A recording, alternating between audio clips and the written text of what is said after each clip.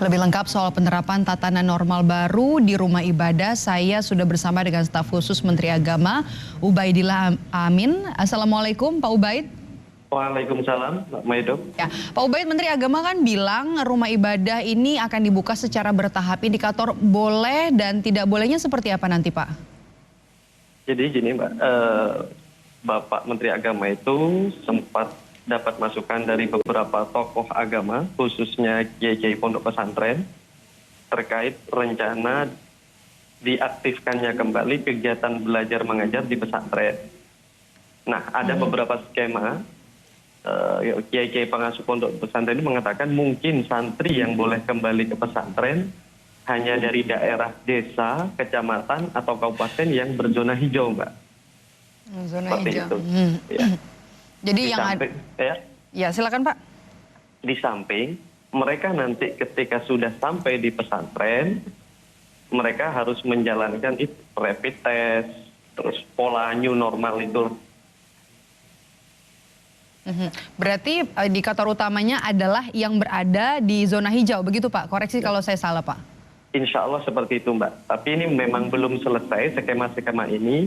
Rencananya Bapak Menteri Agama juga akan mengundang beberapa kiai-kiai pengasuh pondok pesantren, terus wadah pondok pesantren seperti NU itu ada RMI, begitupun juga pesantren-pesantren di bawah Ormas Islam Muhammadiyah, Persis, dan sebagainya. Oke, berarti apabila ada di zona hijau, semua lokasi rumah ibadah ini akan kemungkinan dibuka secara bertahap, begitu Pak Ubaid? Baik, betul. Oke, jadi misalnya di masjid atau kita katakan juga di gereja, apa yang mesti ada saat new normal nanti diberlakukan, Pak? Yang jelas, ketika nanti tempat ibadah itu dibuka, yang pertama memang insya Allah Kementerian Agama juga akan membantu persiapan seperti tempat cuci tangan, sabun, hand sanitizer, nah nanti masker dan lain.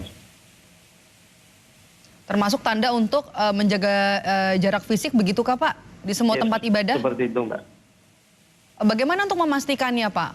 Memang semua tempat ibadah yang kemudian nanti dibuka secara bertahap, memastikan protokol kesehatan memang dilakukan, Pak, di sana? Jadi gini, Mbak.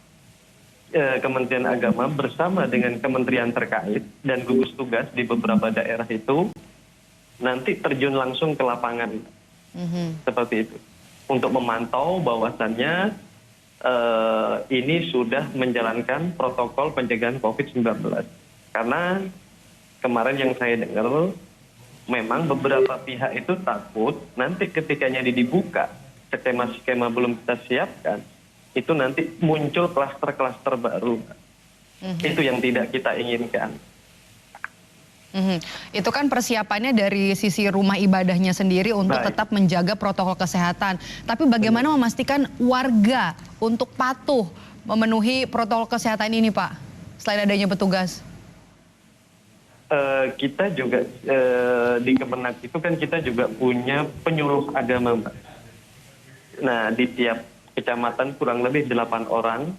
Nah, kita minta memang nanti mereka untuk mensosialisasikan juga kepada masyarakat. Selain dengan himbauan-himbauan seperti pamflet, dan sebagainya gitu, Mbak. Baik, ada sejumlah pertimbangan terutama wilayah-wilayah yang ada di zona hijau atau rumah ibadah yang ada di zona hijau yang nantinya bisa dibuka kembali aktivitas atau kegiatan di rumah ibadah. Terima kasih sudah bergabung bersama kami, Ubaidillah Amin, staf khusus Menteri Agama. Assalamualaikum warahmatullahi wabarakatuh, Pak. Waalaikumsalam warahmatullahi wabarakatuh.